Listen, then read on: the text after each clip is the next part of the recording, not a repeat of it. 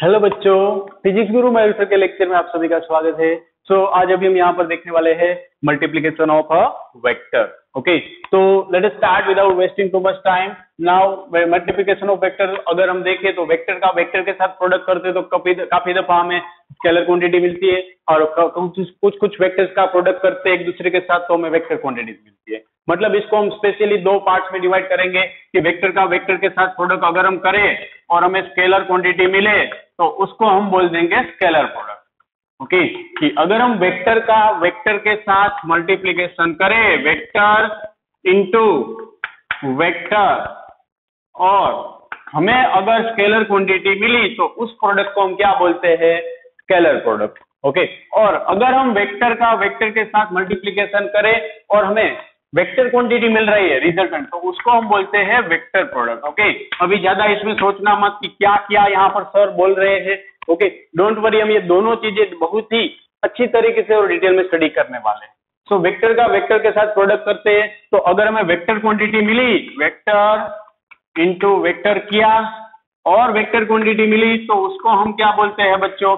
Vector product. Okay, कि like scalar product को हम कैसे दिखाते हैं बच्चों? ए डॉट बी से दिखाते हैं। दो वेक्टर का scalar product that is what? A dot B that is A B cos theta. Similarly दो वेक्टर ए क्रॉस बी अगर मैं कर रहा हूं तो ये मेरे को क्या मिलता है बच्चों? A B sine theta N cap.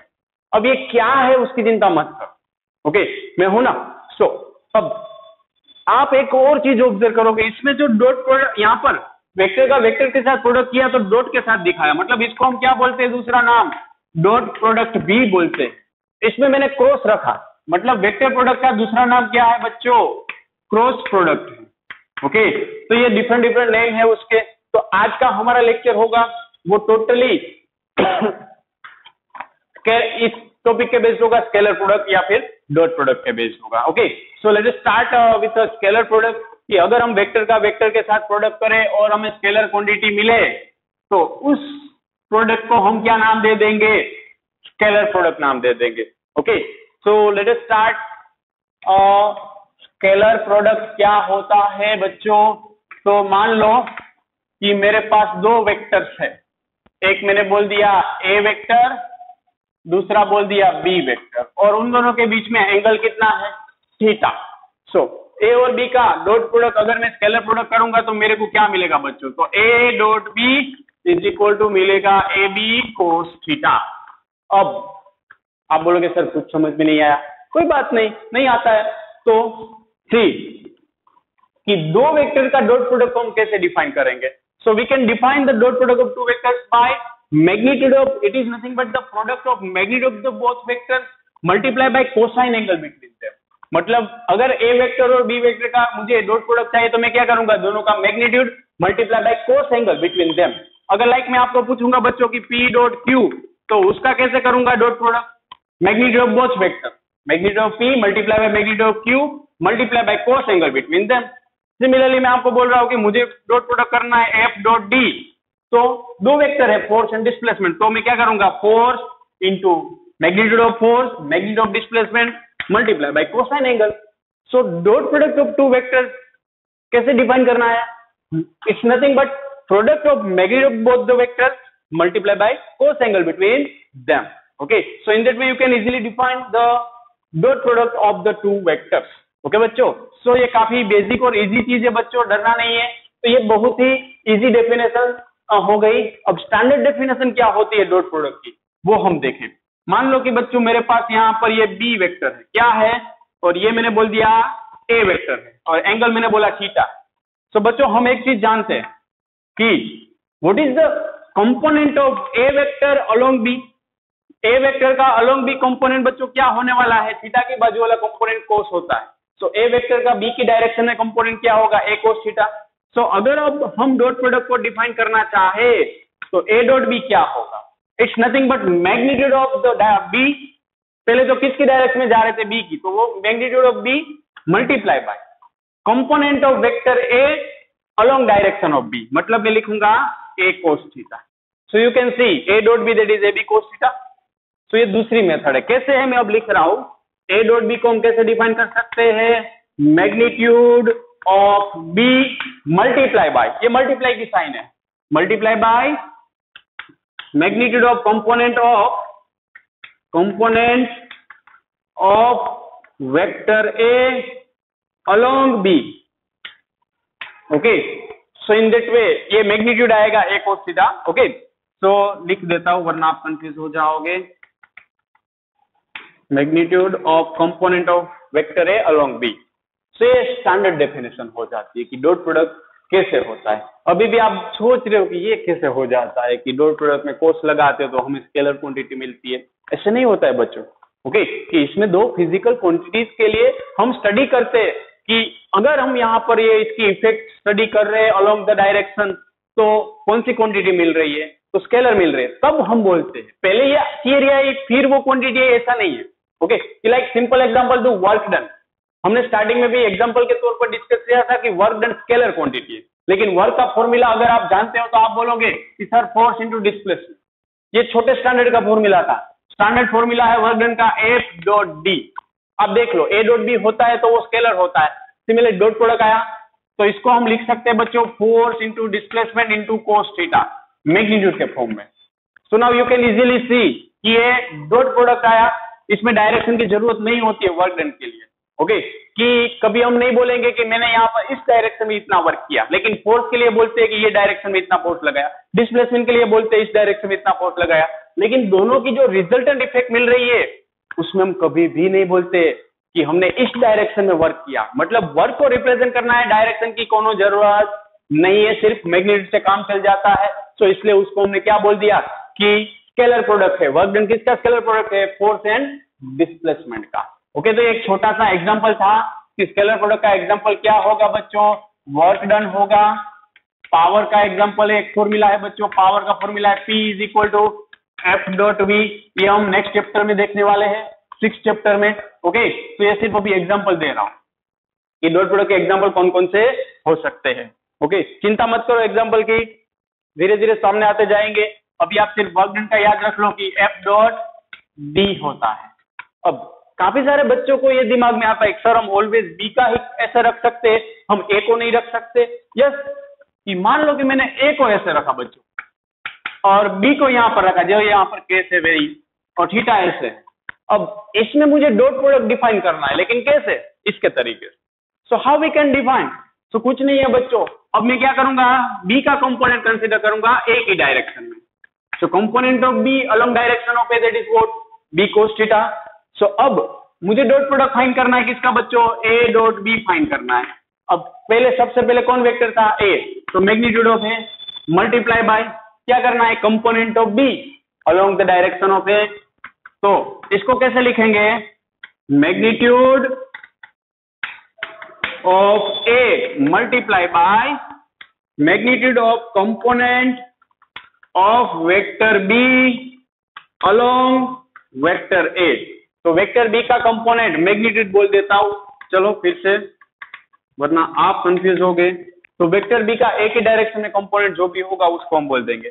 So it's the standard definition. फिर से कि दो वेक्टर स्केलर प्रोडक्ट कैसे डिफाइन किया जाएगा दो वेक्टर के बीच? Magnitude of the either vector, suppose A ले रहा हो तो A, and component of another vector in the direction of given vector. नहीं समझे हो तो ए और बी के फॉर्म में याद रख लो कि मैग्नीट्यूड ऑफ ए, अगर मैंने ए का मैग्नीट्यूड लिया तो बी का कंपोनेंट लेना है, अगर मैंने बी का मैग्नीट्यूड लिया तो ए का कंपोनेंट लेना है बी की डायरेक्शन में। Okay, so it's the technical definition of dot product. कोई जरूरत नहीं है, कहीं पर भी कोई पूछने वाला नहीं है कि डेफिनेशन क्या बनती है। आपको जरूरत है तो सिर्फ ये एक फॉर्मूला की, एक फॉर्मूला आना चाहिए, बाकी सब कुछ मेरे पर छोड़ देना है। ओके, ये मीनिंग तो सिर्फ समझाने के लिए भी समझाया, खाली खोटा टाइम पास किया नहीं है, ऐसा नहीं है, समझना। ओके, सो ये सब बोलने की बात होती है, ये आपको मालूम हो, आपको ऐसा ना लगे कि सर तो रट्टा मरवा रहे हैं इसलिए मैंने करवाया। ओके, सो बच्चों ये डॉट प्रोडक्ट का हो गया। अब उसकी कैरेक्टरिस्टिक्स हम देखेंगे, प्रॉपर्टीज ऑफ डॉट प्रोडक्ट। तो प्रॉपर्टीज ऑफ डॉट प्रोडक्ट में क्या है? स्केलर प्रोडक्ट बोल सकते हैं इसको, डॉट प्रोडक्ट भी बोलते हैं। सो प्रॉपर्टीज ऑफ डॉट प्रोडक्ट या फिर scalar product, choice is your, कि आप उसको कैसे प्रोनाउंस कर रहे हो। सो डॉट प्रोडक्ट की प्रॉपर्टीज में पहली प्रॉपर्टीज तो क्या है बच्चों की? ए डॉट बी को हम बी डॉट ए लिख सकते हैं, इसका प्रूफ की जरूरत नहीं है। A dot B, A B cos theta को बी ए कोस थीटा भी लिख सकते हैं। मतलब कि ये कौन सी प्रॉपर्टीज फॉलो कर रही है, कम्यूटेटिव प्रॉपर्टीज फॉलो कर रही है। Okay, it follows the commutative property. Similarly बच्चों दूसरी प्रॉपर्टी है इसकी कि A dot B plus C है, तो उसको मैं बारी बारी मल्टीप्लाई कर सकता हूं। पहले ए का बी के साथ मल्टीप्लीकेशन, फिर ए का सी के साथ। मतलब A dot B plus A dot C, इसको ऑलवेज इनटू नहीं बोलना है बच्चों, डॉट बोलना है। जब भी हम स्केलर प्रोडक्ट की बात करें कभी ये इनटू मत बोलना। अब इसका नामकरण क्या है, डॉट है। सो ए डॉट सी, इस प्रॉपर्टी को हम क्या बोलते हैं, एसोसिएटिव प्रॉपर्टी। छोटे स्टैंडर्ड में देखा हुआ है ऐसे कुछ चीजें। ओके, एसोसिएटिव प्रॉपर्टीज ये फॉलो करता है। नाउ थर्ड वन देखें कि if vector A is parallel to vector B, अगर ए वेक्टर और बी वेक्टर एक दूसरे से पैरेलल है, तो हम भली बात ही जानते हैं कि दोनों के बीच में थीटा कितना रहने वाला है, 0। सो अगर हम इस फॉर्मूला में रखें कि A dot B is equal to A B cos theta, यहां पर नहीं है फॉर्मूला, ये फॉर्मूला है ना, तो उसमें थीटा में 0 रखूंगा बच्चों, तो फाइनली ये मुझे क्या मिला, cos 0 की वैल्यू 1 होती है, तो a डॉट बी मिला a into B. Okay, it's nothing but magnitude itself. So ये मिला a dot B a b। Similarly next property अगर मैं देखूं कि if a and b are exactly opposite, exactly opposite का मतलब क्या होता है बच्चों कि थीटा उन दोनों के बीच में 180 डिग्री है। तो अगर थीटा 180 डिग्री है तो ए डॉट बी क्या लिख सकता हूं, A dot B that is A B cos 180 degree. Theta की जगह पर अब कितना रखेंगे, 180। कोस 180 की वैल्यू -1 होती है, मतलब ए डॉट बी मेरे को मिलेगा -ab। ओके बच्चों, सो नेक्स्ट कैरेक्टरिस्टिक्स बच्चों देखे, ये थोड़ा हटा रहा हूं, थोड़ी स्पेस मिल जाए। तो नेक्स्ट कैरेक्टरिस्टिक्स है कि अगर if A is perpendicular to B, अगर A और B दोनों एक दूसरे से परपेंडिकुलर वेक्टर है तो थीटा बच्चों कितना होता है, दो वेक्टर्स परपेंडिकुलर है मतलब थीटा उनके बीच का 90 होगा। मतलब कि मैं लिख सकता हूं कि A dot B that is A B cos theta है, तो उसमें ए बी कोस 90 मतलब ये 0 आया। ये बहुत काम आने वाले कैरेक्टरिस्टिक्स है हर जगह पर, काफी जगह पर, कि अगर दो वेक्टर्स एक दूसरे से परपेंडिकुलर है, तो अगर दो वेक्टर्स एक दूसरे से परपेंडिकुलर है मतलब उसका डॉट प्रोडक्ट क्या होगा, 0 होगा। ओके बच्चों, नाउ नेक्स्ट अगर हम देखें कि मैं ए डॉट ए करना चाहता हूं बच्चों। ए डॉट ए का मतलब क्या होगा कि मैं ए वेक्टर है मेरे पास 2i कैप, उसी का 2i कैप के साथ डॉट प्रोडक्ट करना चाहता हूं। तो दोनों के बीच में एंगल कितना होगा, ए dot A vector A along X axis है, दूसरा वेक्टर ए भी अलोंग एक्स एक्सिस होगा। सो उसके बीच में एंगल कितना होगा, सो ए डॉट ए करूंगा तो उसके बीच में एंगल 0 होगा। तो magnitude of A, again magnitude of A. अगर मेरे पास ए डॉट बी होता बच्चों तो मैं क्या करता, ए बी कोस थीटा लगाता। अब ए डॉट ए है तो बी की जगह पर ए रखो, cos 0। So finally we will get cos 0 की वैल्यू 1 मतलब A square. Okay, A dot A मेरे को क्या मिलेगा, ए स्क्वायर। तो इसी कैरेक्टरिस्टिक्स का यूज करके हम अब नई कैरेक्टरिस्टिक्स देखने वाले हैं, और उसका नाम क्या है कि यूनिट वेक्टर का यूनिट वेक्टर के साथ प्रोडक्ट। ओके, मतलब बच्चों आप जानते हो एक चीज बहुत ही अच्छी तरीके से जानते हो, मान लो ये एक्स एक्सिस है, ये वाई एक्सिस है और ये जेड एक्सिस है, तो आप एक चीज में कॉन्फिडेंट हो कि unit vector along X axis को हम क्या बोलते हैं, I cap. Unit vector along Y axis को हम क्या बोलते हैं, जे कैप। और unit vector along Z axis को हम क्या बोलते हैं, के कैप। ओके, तो अगर मैं आपको पूछूं बच्चों what is the dot product of I cap dot I cap, तो एक और चीज आपको मालूम होनी चाहिए कि magnitude of unit vector is always 1। Unit vector का मैग्नीट्यूड ऑलवेज 1 होता है, चाहे फिर वो आई कैप हो, जे कैप हो या फिर के कैप हो। ओके, पहले तो एक ये चीज मालूम होनी चाहिए कि I cap stands for unit vector along X axis, J cap stands for unit vector along Y axis and K cap stands for unit vector along Z axis. तो अगर मैं आई डॉट आई कर रहा हूं तो उसका प्रोडक्ट क्या आना चाहिए, तो आई डॉट आई मतलब दो वेक्टर अलोंग एक्स एक्सिस है। सो दो वेक्टर अलोंग एक्स एक्सिस है मतलब थीटा उनके बीच का कितना 0। सो अगर मेरे पास बच्चों अगर मेरे पास ए डॉट बी होता तो मैं क्या करता ए बी कोस थीटा। तो सिमिलरली आई डॉट आई है आई डॉट आई है तो सिंपली ए की जगह पर यूनिट वेक्टर आई है तो यहां पर वेक्टर ए था तो मैग्नीट्यूड ए लगाया तो आई कैप है वेक्टर तो उसका मैग्नीट्यूड कितना होता है 1। बाजू में भी आई कैप है उसका मैग्नीट्यूड कितना होता है 1। कोस तो दोनों सेम डायरेक्शन में है तो कोस 0। So finally you can C what is the value of cos 0 1 into 1 into 1 मतलब हम लिख सकते हैं I cap dot I cap that is what 1। ये ध्यान रखना बच्चों बहुत ही काम आने वाला है। सिमिलरली जे कैप डॉट जे कैप बच्चों अगेन जे डॉट जे करूंगा जे डॉट जे तो मैग्नीट्यूड जैसे ए और बी की जगह पर जे लगा दिया तो magnitude of J 1 again B की जगह पर जे है magnitude of J 1 cos 0 so it's what 1। अब मुझे समझाने की जरूरत नहीं है कि के डॉट के क्या आने वाला है बच्चों इट ऑल्सो 1। सो बच्चों ये बात किसकी हुई कि सेम यूनिट वेक्टर का एक दूसरे के साथ मल्टीप्लाई करेंगे तो वैल्यू कितनी आएगी 1 आएगी। क्यों आएगी वो भी मैंने यहाँ पर समझाया हुआ है। अगर कंफ्यूजन हो तो क्या करना है घर पर चले आना है A dot B that is what A B cos theta. जब भी कंफ्यूजन हो तो पहले ये फॉर्मूला पर चले आओ उसकी जगह पर गिवन वेक्टर रख दो। आई कैप है तो ए की जगह पर आई कैप रखो जे कैप है तो बी की जगह पर जे कैप रखो कोई दिक्कत नहीं। तो ये थी अनदर कैरेक्टरिस्टिक्स बच्चों। नाउ 8 कैरेक्टरिस्टिक्स देखें कि आई डॉट जे मुझे फाइंड करना है बच्चों। अब एक चीज ऑब्जर्व करो कि अगर मैं आई डॉट जे फाइंड करना चाहता हूं दोनों के बीच में एंगल कितना 90 डिग्री मतलब एक एक्स एक्सिस का लोगे दूसरा वाई एक्सिस का लोगे एंगल कितना है 90 डिग्री है। मतलब कि अगर मैं लिखूं A dot B cos theta के फॉर्म में तो like A dot B that is A B cos theta होता है तो आई डॉट जे तो magnitude of I 1 magnitude of J 1 दोनों के बीच में एंगल कितना 90।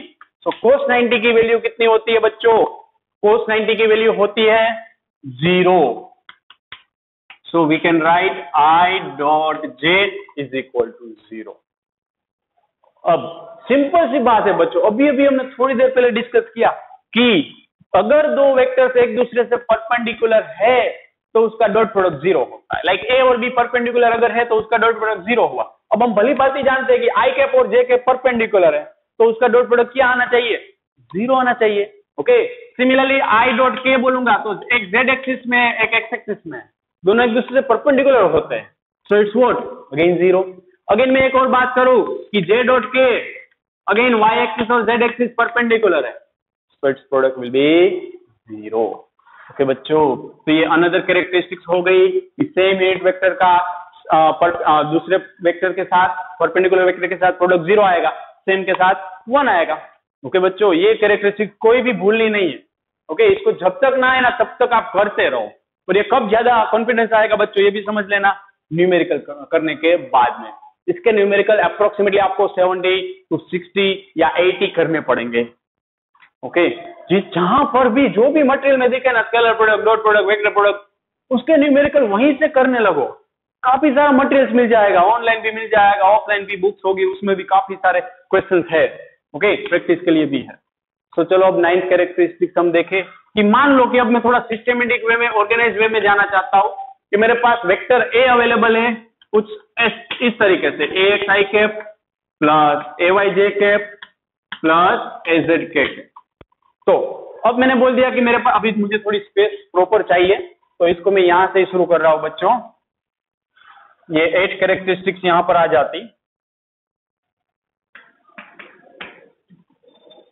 ओके 8 कैरेक्टरिस्टिक्स आ जाती ना यहाँ पर J dot J I dot J that is 0। Okay ठीक से लिख देता हूं I dot J that is 0 J dot K that is also 0 I dot K that is also 0। अब आप ये सोच रहे हो कि सर के डॉट आई तो भी वो परपेंडिकुलर ही हुए सो मुझे बोलने की जरूरत नहीं है कि क्या होने वाला है। नाउ 9th वन कि if vector A is X I cap A Y J cap plus A Z K cap if vector B that is bx I cap plus by j cap plus bz k cap. Now we want to find A dot B, मुझे इन दोनों का dot product चाहिए बच्चों। Okay, तो कैसे कर सकते हैं? तो सिंपली एक और चीज, चलो डॉट प्रोडक्ट निकालना है मुझे, ए डॉट बी वास्तव में चाहिए। अब तक जो भी बात थी वो थीटा के बेस्ड थी, ऑलमोस्ट सारी बातें। अब इसका चाहिए तो मैं क्या करूंगा, simply A x I cap plus A Y J cap plus A Z K cap dot, इसके डॉट प्रोडक्ट में फिर अब बी की वैल्यू रखूंगा, dot B X I cap plus B Y J cap plus B Z K cap. Okay, तो simply मैंने बोला जैसे कि ये डिस्ट्रीब्यूटिव लॉ फॉलो करता है, A dot B plus C है तो A dot B plus A dot C लिख रहा हूं। तो सिमिलरली एक आई कैप है वो तीनों के साथ मल्टीप्लाई में जाएगा बच्चों, डॉट प्रोडक्ट है तो डॉट प्रोडक्ट लगाएंगे जैसे यहां पर लगा। ओके, डिस्ट्रीब्यूटिव प्रॉपर्टीज हमें अप्लाई करनी है। तो ए x I cap dot B x वाला पूरा टर्म, तो मैं इसको लिख सकता हूं कि A X into B X I dot I. देखो मैं कुछ नहीं कर रहा हूं, वेक्टर को वेक्टर के साथ रख रहा हूं, मैग्नीट्यूड को मैग्नीट्यूड के साथ रख रहा हूं कि लाइक इस वेक्टर में ए एक्स ए वाई ए जेड मैग्नीट्यूड है, आई जे के वेक्टर मतलब डायरेक्शन है उसकी। सो ये हो गया ए एक्स का बी एक्स के साथ, सिमिलरली ए एक्स का बी वाई के साथ। So we can write A X into B Y I dot B Y के साथ जे है तो जे लगाया। सिमिलरली ए एक्स का तीसरे वाले बी जेड के साथ, तो plus A X into B Z I dot K. Okay बच्चों, सिमिलरली ए वाई का अब तीनों के साथ होगा। सो ए एक्स का निपटाया अब ए वाई का, तो A Y into B X J dot I plus A Y into B Y J dot J. Similarly A Y का अभी भी बाकी है लास्ट वाले के साथ बी जेड के साथ, so A Y into B Z J dot K. चलो ए वाई को निपटा दिया, अभी भी एक बाकी है ए जेड, उसको बुरा लग जाएगा, निपटाते हैं उसको भी, plus A Z into B X के डॉट आई, सीक्वेंस कोई बात नहीं है, फिर ए जेड इंटू बी वाई के डॉट बी वाई के साथ जे है, plus A Z into B Z के डॉट के। अब बच्चों आपको 7th और 8th कैरेक्टरिस्टिक्स काम आने वाली है कि दो सेम वेक्टर का डॉट प्रोडक्ट 1 होता है, दो परपेंडिकुलर वेक्टर का 0। So I dot I 1, J I dot J 0, I dot K 0, similarly J dot आई 0, तो जे डॉट जे 1, जे डॉट के 0 क्योंकि परपेंडिकुलर हो गया, के डॉट आई परपेंडिकुलर 0, के डॉट जे 0, के डॉट के 1। दो सेम यूनिट वेक्टर का प्रोडक्ट 1 होता है। लेकिन आप क्या करोगे पता है, 4-5 दिन बाद 6 दिन बाद इसका इसमें रख दोगे। अगर ये नहीं होने देना है तो एक ही चीज याद रखो, दो परपेंडिकुलर वेक्टर का डॉट प्रोडक्ट क्या होता है 0, मतलब सेम वेक्टर हो गए तो 1 हो जाएगा।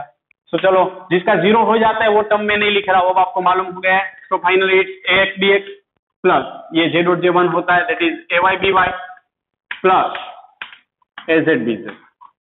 So in that way you can find the dot product of a two given vectors. आपको हर बार इतने सारे स्टेप्स नहीं करने, ये हम फर्स्ट टाइम और लास्ट टाइम जिंदगी में देख रहे हैं इतने सारे स्टेप्स। आपको जब भी ये वेक्टर दिया हो तो डायरेक्टली ये कर देना है। ओके, और एक सिंपल सी बात आप समझो कि जब इसको पहले ना आई जे के ऐसे सीक्वेंस में अरेंज कर दो, आई जे वाले को जे के साथ, के वाले को के साथ, ऐसे कर दिया।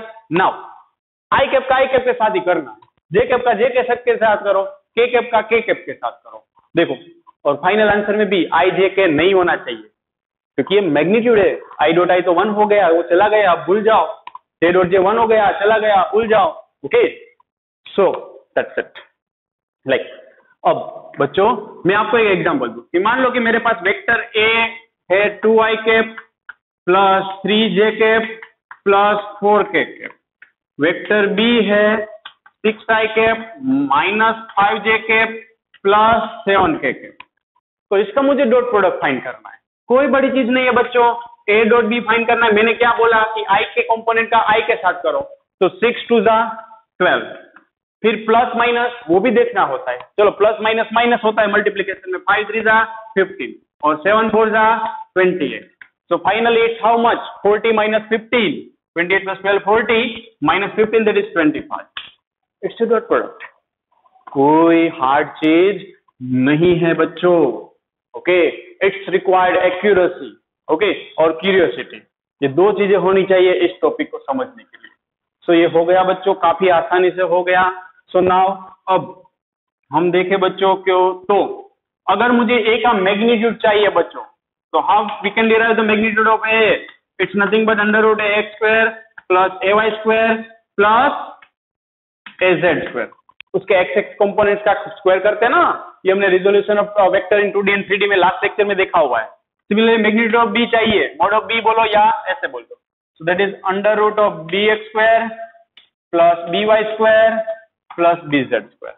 तो अगर मुझे दो वेक्टर्स दिए गए हैं, उसका एंगल फाइंड करना है, cos theta.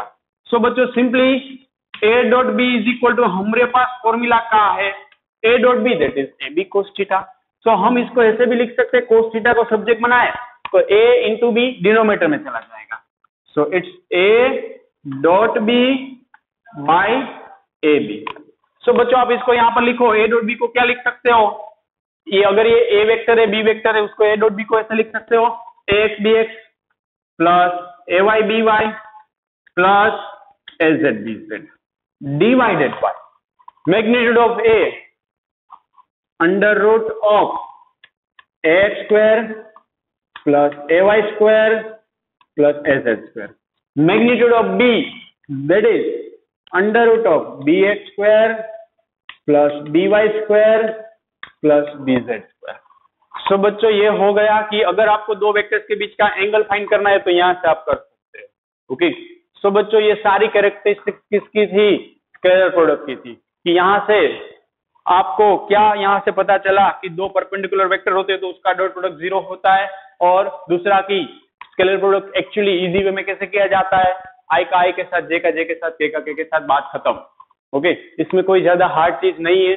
Okay, so let us do a numerical based on these characteristics.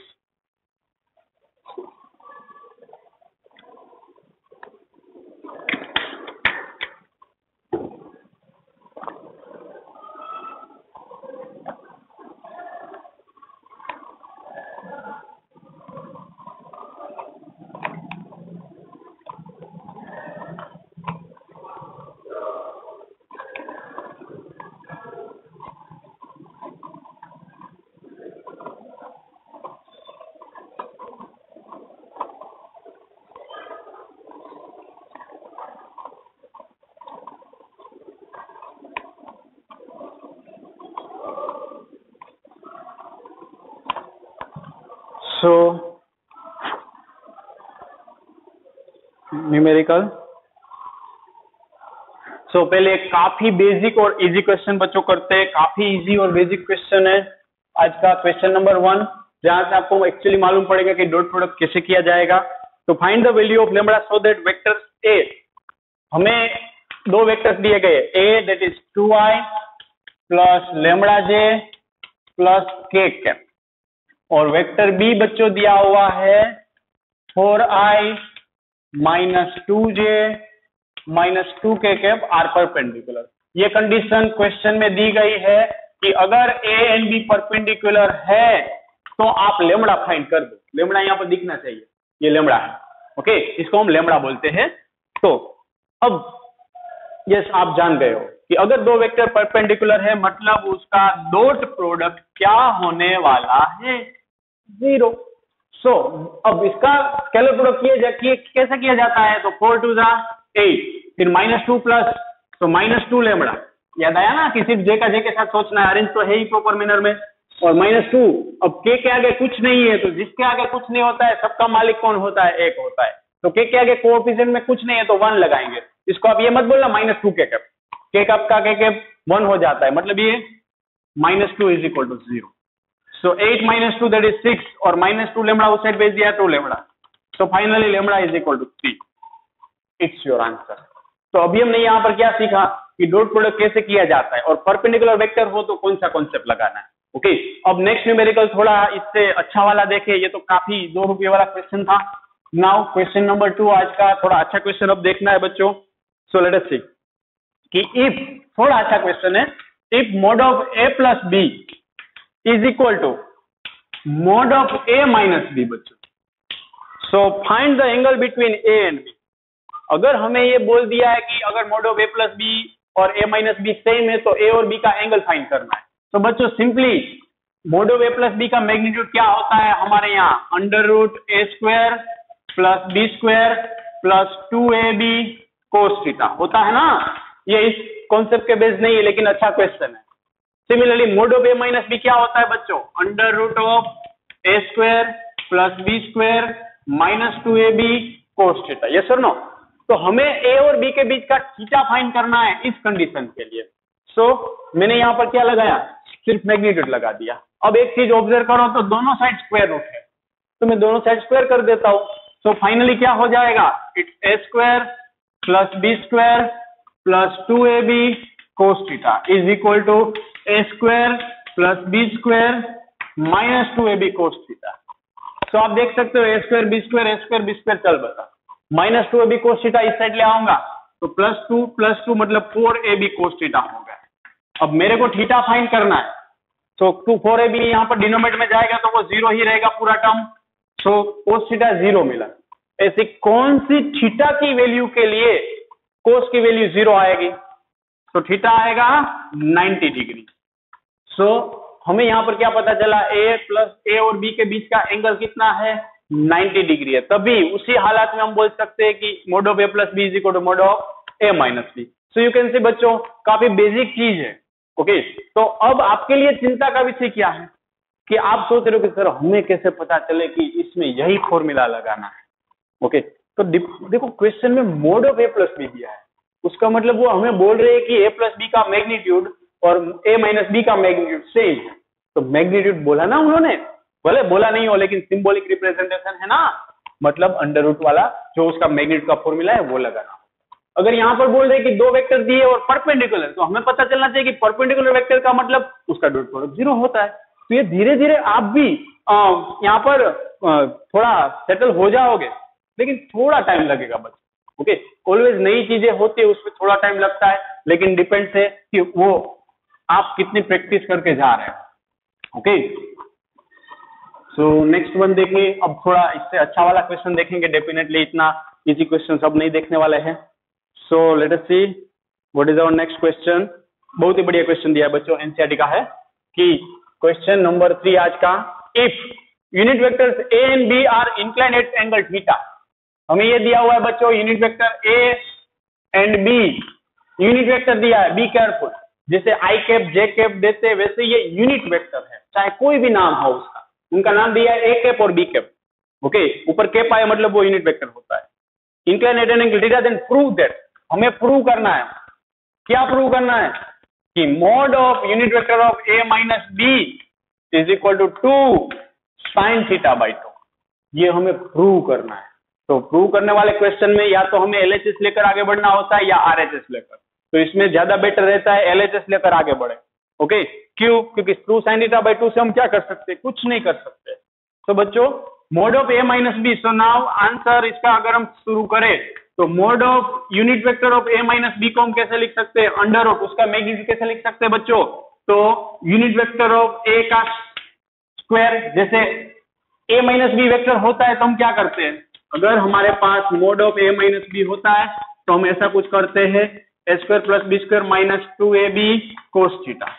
तो similarly unit vector of a cap minus b cap है, तो जैसे a वेक्टर का मैग्नीट्यूड लगाया तो अगर a कैप है वो यूनिट वेक्टर है तो उसका मैग्नीट्यूड 1, अगेन b कैप है वो यूनिट वेक्टर है मैग्नीट्यूड 1, अगेन मैग्नीट्यूड है। So it's like that.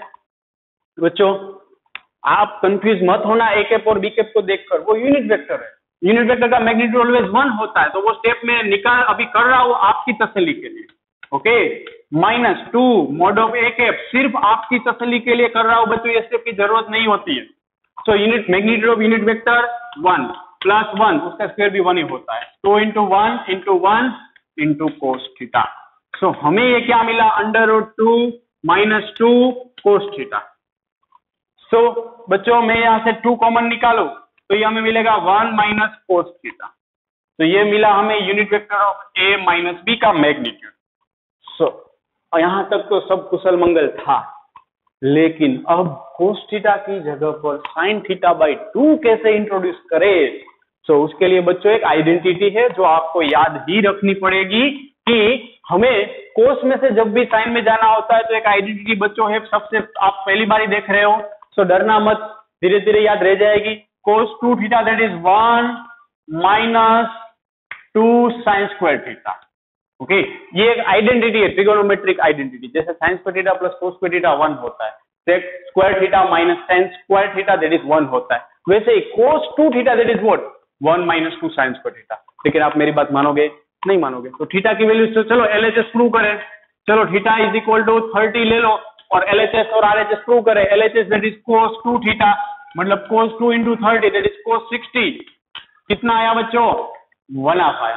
Similarly RHS ले लो, ये आइडेंटिटी मैंने बोली वो सही है या नहीं है, तो RHS that is 1 minus 2 sine square theta मतलब मैंने बोला 30 लेना है, तो साइन 30 की वैल्यू 1/2, 2 इंटू साइन 30 है लेकिन स्क्वायर है तो साइन स्क्वायर 30 की 1/4 हो जाएगी, साइन 30 1/2 उसका square that is 1/4, 2 2 2 so 1 minus 1/2 that is 1/2। You can C LHS और RHS सेम आए, मतलब ये आइडेंटिटी तो सही है, ओके, जो मैंने बोली। ओके, सो अगर भूल जाओ तो आइडेंटिटी क्रॉस वेरीफाई कर लो, थीटा की मनचाही वैल्यू ले सकते हो जो आपको अच्छी लगे हो।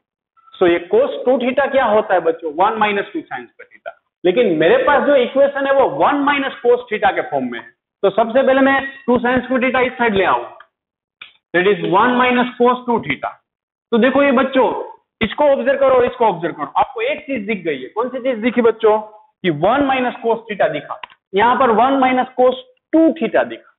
तो अगर मैं यहाँ पर 1 माइनस कोस थीटा लिखूं 2 थीटा की जगह पर, मतलब थीटा मैंने आधा कर दिया, तो यहां पर भी इस साइड भी थीटा क्या होने वाला है बच्चों आधा होने वाला है। अगर कोस 2 थीटा था तो साइन स्क्वायर के अंदर थीटा आया, अगर कोस थीटा है तो उसका आधा साइन स्क्वायर थीटा बाई 2 आएगा। मालूम है, इसमें बहुत ही आपको अभी हार्ड लग रहा होगा, लेकिन ऐसी कोई बड़ी चीज नहीं है, सिर्फ ये आइडेंटिटी याद रखनी है cos 2 थीटा की। याद ना रहे तो 15-20 बार लिख लो, फिर जरूरत मेरे को अभी 1 माइनस कोस थीटा की है तो मैंने क्या किया cos 2 थीटा उस साइड भेज दिया, तो एक्चुअल आइडेंटिटी ये है, लेकिन वक्त की नजाकत को देखे तो 1 माइनस कोस थीटा की जरूरत है, तो मैंने 2 थीटा की जगह पर सपोज थीटा लिया तो इस साइड भी आधा कर दो। सो 1 माइनस कोस थीटा की जगह पर मैं क्या लिख सकता हूं बच्चों 1 माइनस कोस थीटा की जगह पर मैं लिख सकता हूं √2 into 1 minus cos theta that is 2 sin square theta by 2, so 2 2 2 4, तो इसको ये हमें मिला √4 sin square theta by 2, so इसका स्क्वायर रूट निकाले बच्चों, तो mod of unit vector a minus unit vector b, तो 4 का √2 और sin square theta by 2 का sin theta by 2, so that is 2 sin theta by 2, hence proved. You can see mod of a minus b that is 2 sin theta by 2 prove हो चुका है। Okay, ये minimum आपको 5 time करना पड़ेगा अपने हिसाब से, तब आने वाला है, वरना भूल जाना कि ये क्वेश्चन आपको आए। और सबसे जरूरी चीज है ये आइडेंटिटी याद रखनी पड़ेगी कि इसमें कोई कुछ नहीं कर सकता है। Okay, so it's over now. अब इसके बाद में और एक बढ़िया क्वेश्चन, बहुत ही बढ़िया क्वेश्चन बच्चों है वो देखने वाले हैं, अगेन एनसीईआरटी का है, सो इसको नोट डाउन, अभी अगर आप समझ रहे हो इस वक्त वीडियो देख रहे हो तो इसी वक्त नोट डाउन करो, फिर नेक्स्ट न्यूमेरिकल का सोचना। ओके, मैंने जैसे कि हर बार बोलता हूं कि सिर्फ वीडियो लेक्चर देखने से फिजिक्स नहीं आता है, बुक बॉल पेन और ब्रेन साथ में चाहिए, तो बुक बॉल पेन से ये ब्रेन का इस्तेमाल करके ये लिखो अभी के अभी। So next, okay let us see, मैं पानी पी लूं बच्चों।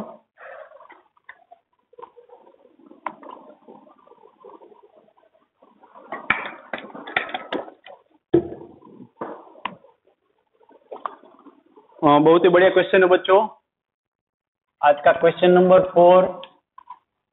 A point P lies in XY plane. Its position can be specified by X and Y coordinate or by radially directed vector R. Radially directed का मतलब वो outward जा रहा है ओरिजिन से। It's XI cap plus YJ cap, making an angle theta with the X axis. Find the vector I cap R of unit magnitude in the direction of vector R and I cap theta of unit magnitude normal to the I cap R lying in the XY plane. बहुत ही खतरनाक question है, आपको सुनकर ही लग रहा होगा।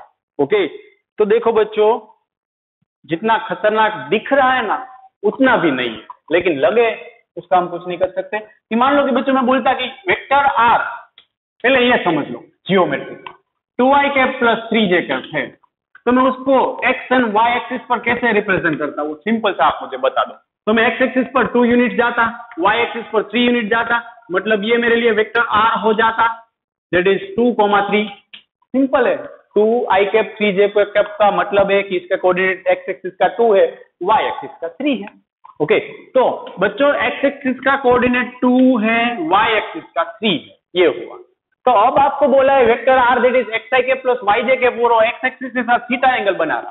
तो हम सिंपली क्या करेंगे बच्चों, कुछ नहीं करना है ज्यादा, ये एक्स एक्सिस, ये वाई एक्सिस, चलो मैंने बना दिया यहाँ पर ये वेक्टर आर, कि ये वेक्टर आर क्या है, xi प्लस yj, उसका सिंपल सा मतलब होता है अलोंग एक्स एक्सिस इसका कोऑर्डिनेट x है, अलोंग y एक्सिस इसका कोऑर्डिनेट y है।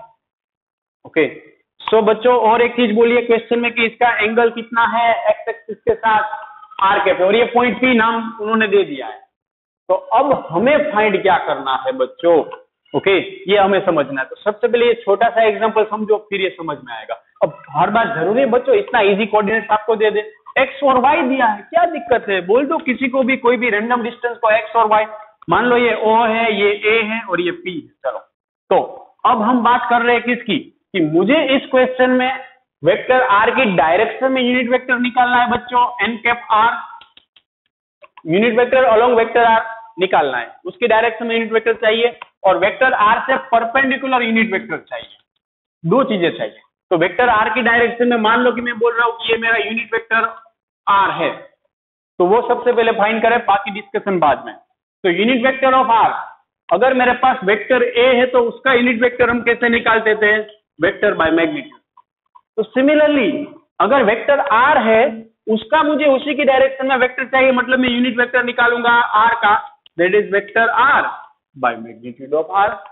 ओके बच्चों, सो मुझे अभी मालूम पड़ा वेक्टर आर को मैं क्या लिख सकता हूं, वेक्टर आर को लिख सकता हूं x I cap plus Y J cap दिया हुआ है बच्चों, x I cap plus Y J cap दिया हुआ है, सिमिलरली डिवाइड बाय आर। अब गौर से देखो तो मैं इसको कैसे लिख सकता हूं, it's X by R I cap plus Y by R J cap, ये मुझे मिला unit vector along R, vector R की डायरेक्शन में मिला। जब भी सेम डायरेक्शन बात हो मतलब हम उसका यूनिट वेक्टर फाइंड करते हैं, अभी भी आप कंफ्यूज हो रहे हो। तो बच्चों एक्स बाय आर, तो यहां से मैं कोस थीटा लगाऊंगा, ट्राइंगल ओएपी में कोस थीटा लगाऊंगा अगर, तो क्या आना चाहिए बच्चों, कोस theta that is adjacent side by hypotenuse, ये आएगा, ये ऑलवेज 90 डिग्री बनने वाला है बच्चों।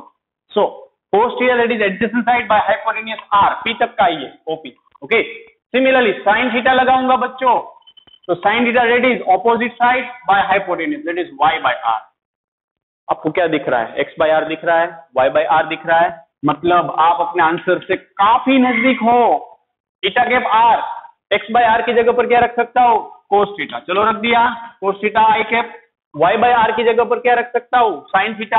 अब आप बोलोगे सर ये आंसर में क्या आपको दिक्कत थी कि आप कोस थीटा और साइन थीटा पर चले आए, क्यों आया मैं यहां पर, क्योंकि क्वेश्चन में बोला गया है कि इसका एक्स एक्सिस के साथ एंगल थीटा है, मतलब मेरे पास डेटा कौन से फॉर्म में है, थीटा के फॉर्म में। तो फाइनली मेरा आंसर किसके फॉर्म में आना चाहिए, थीटा के फॉर्म में आना चाहिए। अब एक्स और वाई के फॉर्म में भी दिया है, ओके, लेकिन इसलिए मैंने यहाँ पर दोनों के फॉर्म में आंसर रिप्रेजेंट कर दिया। यहां से आसानी होगी, हम नेक्स्ट आगे बढ़ेंगे तब दूसरे बीट के लिए।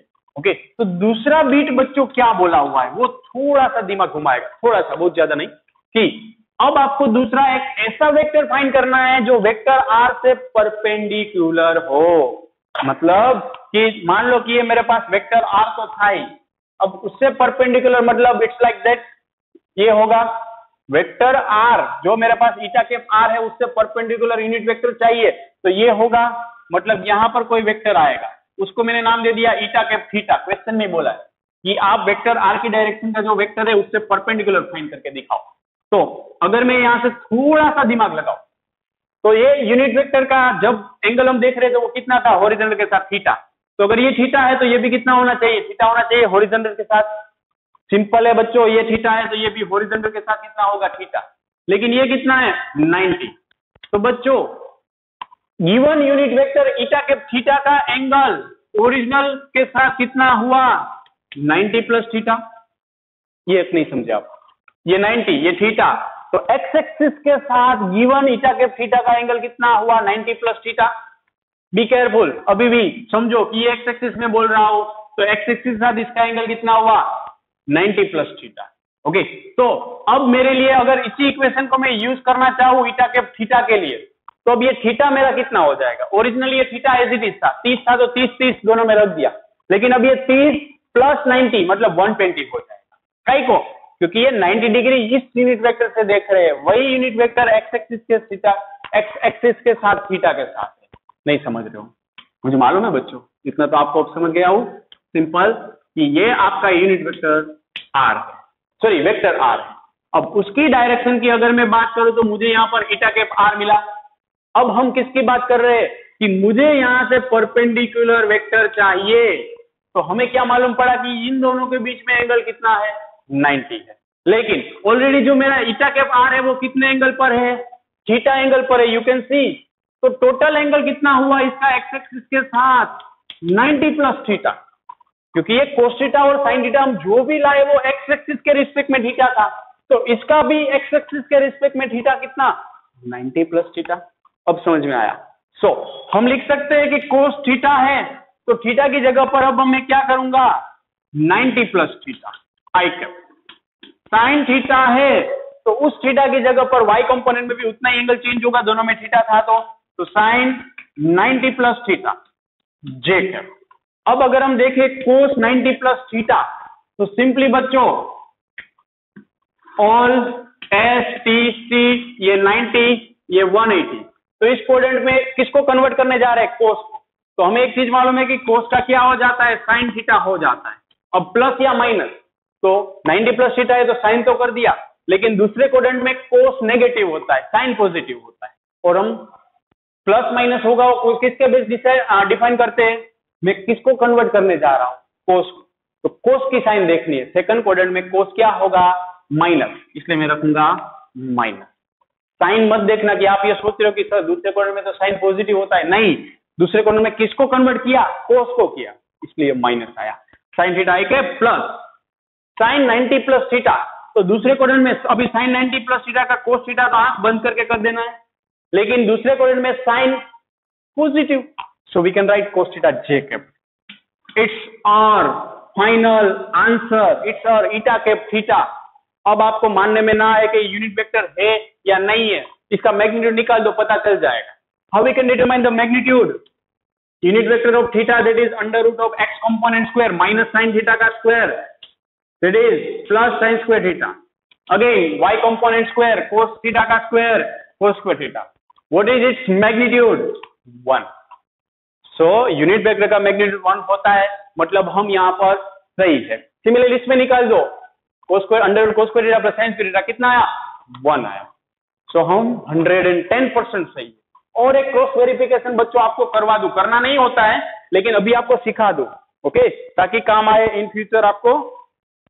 सो क्या क्रॉस वेरिफिकेशन है कि जैसे कि हमने बोला कि ईटा के पार से ये परपेंडिकुलर वेक्टर चाहिए, तो ये दोनों के बीच का एंगल ईटा के थीटा और ईटा के आर अगर मैं निकालू डॉट प्रोडक्ट करूं, अब एक्स्ट्रा करवा रहा हूं कि ईटा के पार और ईटा के थीटा परपेंडिकुलर, मतलब उसका डॉट प्रोडक्ट कितना आना चाहिए 0। दो वेक्टर्स कोई भी हो, चाहे यूनिट वेक्टर हो या नहीं, उसका डॉट प्रोडक्ट अगर परपेंडिकुलर है तो क्या आएगा 0। सो ईटा के थीटा इंटू ईटा के R dot eta cap R रख रहा हूं, so that is cos theta I cap plus sine theta J cap. Directly कर सकते थे बच्चों, डायरेक्ट कर दूं कि आई कैप का आई कैप के साथ करो, तो cos theta into minus sine theta, okay, direct कर रहा हूं, सिर्फ मैं लिख नहीं रहा हूं, cos theta into sine theta plus plus J cap का जे कैप के साथ plus sine theta into cos theta. So you can see बच्चों साइन ये सारा प्लस, एक पूरा टर्म प्लस है दूसरा माइनस है, सो हम यहां से भी क्रॉस वेरीफाई कर सकते हैं कि हमने जो भी किया वो सही किया। इसका मतलब कि ईटा कैप थीटा है is perpendicular to eta cap R, ये सिर्फ एक्स्ट्रा है, आपको नोट डाउन नहीं करना होता है, इट्स ओवर। सो बच्चों अभी हमने यहाँ पर क्या डिस्कस किया कि हमें यूनिट वेक्टर से भी परपेंडिकुलर यूनिट वेक्टर निकालना है तो कैसे निकाल सकते हैं? ये सबसे एफिशिएंट मेथड ये है इसका सॉल्यूशन के लिए बच्चों। ओके, सो इसको कंपलसरी अगेन 5 टाइम्स तो मिनिमम करना पड़ेगा, वरना तो भूल ही जाना है। Thank you. सो अब हम यहाँ से आगे बढ़ेंगे नेक्स्ट लेक्चर में।